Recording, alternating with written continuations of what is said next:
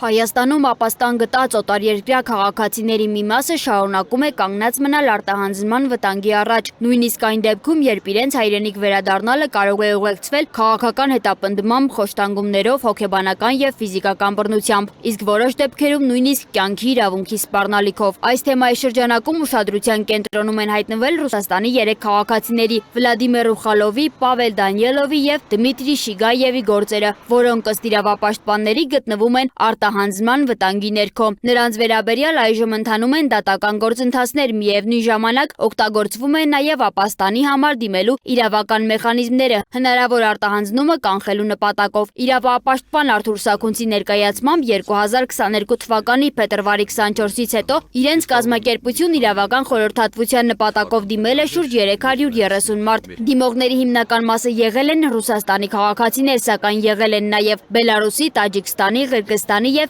Իրանի քաղաքացիներ։ Նրա խոսքով այս անձանցից 190-ի նկատմամբ արդեն հարուցված են եղել քրեական գործեր, իսկ մի մասը հետագայում իրավական աջակցությամբ կարող էր մեկնել երրորդ երկիր։ 330-ից 110-ը հնարավորություն են ունեցել էլի իրավական աջակցությամբ, ինչու, որովհետև հանվել են նրանց նկատմամբ սահմանափակումները, դրանց մասին ավելի մանրամասը կասենք, եւ հնարավորություն ունեցել մեկնել երրորդ երկրներ։ Բնականաբար դա ավելի շուտ ժողովրդավարական պետություններ, Արևմտյան Եվրոպայի պետություններ։ Այդ 330-ից ուրեմն արդեն նշեցի 190-ի նկատմամբ քրեական գործ հարուցված եղել,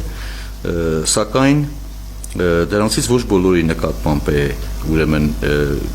պահանջ ներկայացվել արտահանձնելու։ Սաքունցի խոսքով նման դեպքերում կիրառվում են մի քանի իրավական գործիքներ, սկսած ապաստարանի հայցից մինչև մարդու իրավունքների եվրոպական դատարան հրատապ դիմելու ընթացակարգ։ Նրա ներկայացմամբ, եթե ապաստանի դիմումն ընդունվում է վարույթ, արտահանձնման գործընթացը կարող է կասեցվել մինչև վերջնական որոշման կայացումը։ Փաստաբան Արսեն Սարդարյանն անդրադառնալով ընթացակարգերին, պարզաբանել է, որ արտահանձնման գործընթացը սովորաբար սկսվում է այն պահից, երբ միջազգային հետախուզման մեջ գտնվող անձը հայտնաբերվում է Հայաստանի Հանրապետության տարածքում։ Այդ դեպքում գործում է 40-օրյա ժամկետ, որի ընթացքում հայցող պետությունը պետք է ներկայացնի արտահանձնման համար անհրաժեշտ փաստաթղթերը։ Եթե դրանք չեն ներկայացվում, անձի ազատության սահմանափակման հիմքերը վերանայման ենթակա են դառնում։ Միևնույն ժամանակ, ըստ փաստաբանի, ոլորտում առկա է նաև օրենսդրական կարգավորման խնդիր։ Նրա խոսքով արտահանձնման գործերով հիմնականում կիրառվում են կալանքը, մինչդեռ այլ դեպքերում օրենսդրությունն արդեն նախատեսում է նաև ավելի մեղմ խափանման միջոցներ։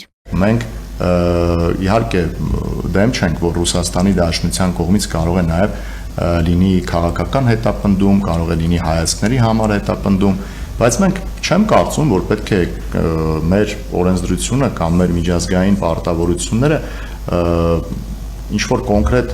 պետության դեմ կամ օգտին անենք, մենք պետք է նայենք մարդու իրավունքները պաշտպանելու մեր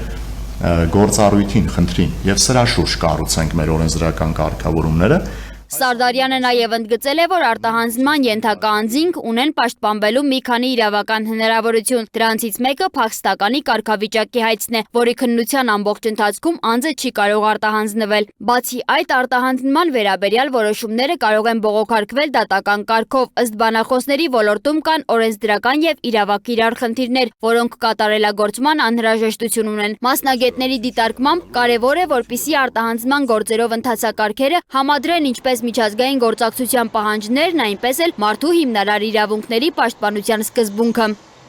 Սոնա Գիշյան, Free News, Ազատ լուրեր։